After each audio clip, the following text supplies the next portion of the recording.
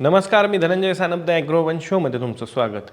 L निनोची स्थिती सातत्यानं मजबूत होत असून आगामी ऑगस्ट ते ऑक्टोबर 2026 या काळात त्याचा भारताच्या हवामानावरती परिणाम होण्याची शक्यता आहे. याचा परिणाम केवळ मॉन्सून आणि शेतीवरच होणार नाही, तर देशाच्या वीज व्यवस्थेवरतीही त्याचा परिणाम दिसू शकतो असं सुद्धा सांगितलं जातं आहे. कारण एकीकडे तापमान आणि आर्द्रता वाढल्यास थंड हवेसाठी म्हणजेच कूलिंगसाठी विजेची मागणी वाढू शकते, तर दुसरीकडे कमी पावसामुळे जलविद्युत आणि पवन ऊर्जा निर्मितीवरती सुद्धा दबाव येण्याची शक्यता आहे. मग नेमकी देशातील वीज निर्मितीची स्थिती काय आहे आणि एल निनोचा वीज निर्मितीवरती कसा परिणाम होऊ शकतो जाणून घेऊया आजच्या द ॲग्रोवन शोमध्ये. त्यामुळे तुम्ही व्हिडिओ शेवटपर्यंत नक्की बघा. तर जागतिक हवामान संघटनेनं म्हणजेच WMOनं 31 जुलै रोजी दिलेल्या माहितीनुसार एल निनोची स्थिती सातत्यानं मजबूत होते. ऑगस्ट ते ऑक्टोबर 2026 या काळात जागतिक हवामानावरती त्याचा प्रभाव राहण्याची शक्यता सुद्धा आहे. WMOच्या ग्लोबल सीझनल क्लायमेट अपडेटनुसार भारतीय उपखंडासह बहुतांश भूभागांवर सरासरीपेक्षा जास्त तापमान राहण्याची शक्यता आहे. त्याचबरोबर या कालावधीत भारतीय उपखंडातील काही भागांमध्ये सरासरीपेक्षा कमी पाऊस पडण्याचा अंदाज आहे.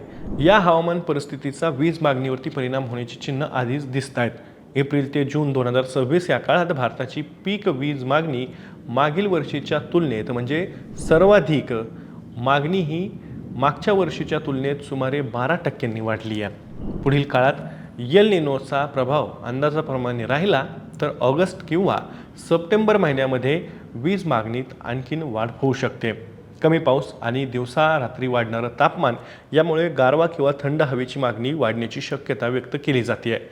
पाऊस कमी झाला तर पिकांसाठी सिंचनाची गरजसुद्धा अधिक वाढू शकते. विहिरी, बोरवेल आणि इतर सिंचनाच्या स्रोतांवर अवलंबून राहावं लागल्यानं शेती पंपांचा म्हणजेच कृषी पंपांचा वापरसुद्धा वाढेल आणि ग्रामीण भागातील विजेची मागणीही वाढण्याची शक्यता त्यामुळे व्यक्त केली जाते. आणि त्यामुळेच एल निनो मजबूत राहिल्यास कूलिंग आणि सिंचन या दोन्ही कारणांमुळे विजेचा वापर वाढू शकतो अशी चिंता अभ्यासकांकडून व्यक्त केली जात आहे.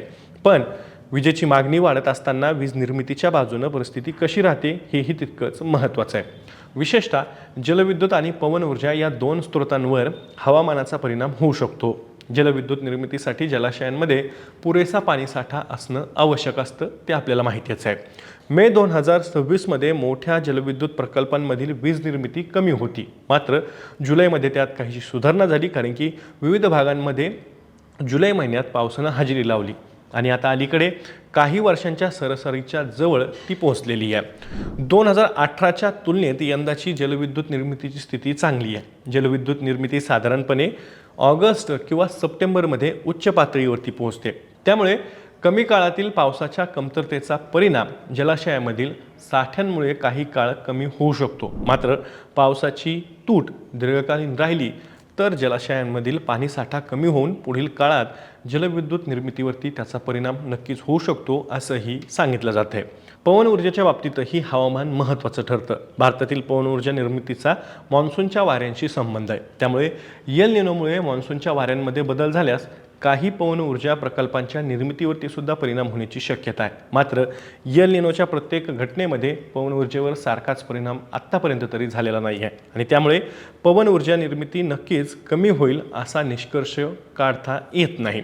जर आगामी काळात विजेची मागणी वाढली आणि जलविद्युत किंवा पवन ऊर्जा निर्मितीत घट झाली तर वाढती मागणी पूर्ण करण्यासाठी इतर स्रोतांवरती अवलंबून राहावं लागू शकतं. त्यामुळे कोळशावर आधारित औष्णिक वीज निर्मितीचा वापरही वाढण्याची शक्यता आहे. यंदा कोळशावर आधारित वीज निर्मितीचा दबाव आधीच दिसतोय. साधारणपणे जुलैपासून कोळशावर आधारित वीज निर्मिती कमी होण्याची प्रवृत्ती असते. म्हणजेच तशी शक्यता, तशा पद्धतीचे एकूणच संकेत आत्तापर्यंत राहत आलेले आहेत. मात्र यंदा मजबूत वीज मागणीच्या पार्श्वभूमीवरती औष्णिक वीज निर्मिती उच्च पातळीवर राहिली आहे.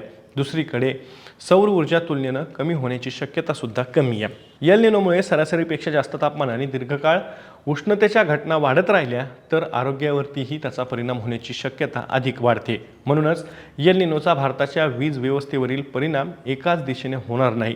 एका बाजूला तापमान वाढल्यानं घरगुती आणि व्यावसायिक कूलिंगची मागणी वाढू शकते. कमी पावसामुळे शेतीसाठी सिंचनाची गरज वाढून ग्रामीण भागातील विजेचा वापरही वाढू शकतो. तर दुसऱ्या बाजूला दीर्घकाळ पाऊस कमी राहिल्यास जलाशयांवर आणि जलविद्युत निर्मितीवरती सुद्धा दबाव येऊ शकतो. मान्सूनच्या वाऱ्यांमध्ये बदल झाल्यास काही पवन ऊर्जा प्रकल्पांच्या निर्मितीवरतीही परिणाम होऊ शकतो. मात्र सध्या परिस्थितीकडे पाहता लगेच मोठं वीज संकट निर्माण झालंय असं म्हणता येणार नाही.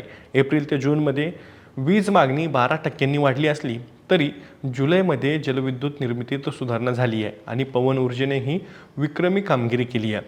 सौर ऊर्जेवरती एल निनोचा परिणाम तुलनेनं कमी राहण्याची शक्यता आहे. त्यामुळे सध्याचं चित्र हे मिश्र स्वरूपाचं आहे.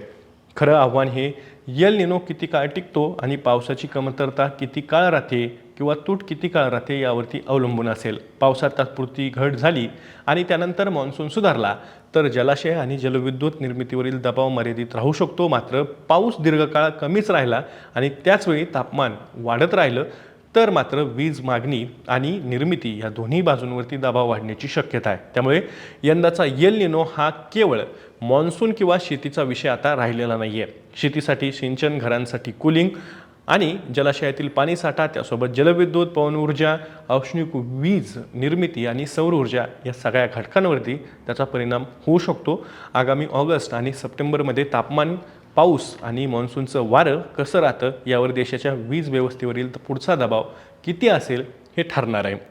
आता या माहितीसोबत मी तर इथेच थांबतोय. तुम्हाला या सगळ्याबद्दल काय वाटतंय? तुमची प्रतिक्रिया कमेंटमध्ये नक्की नोंदवा.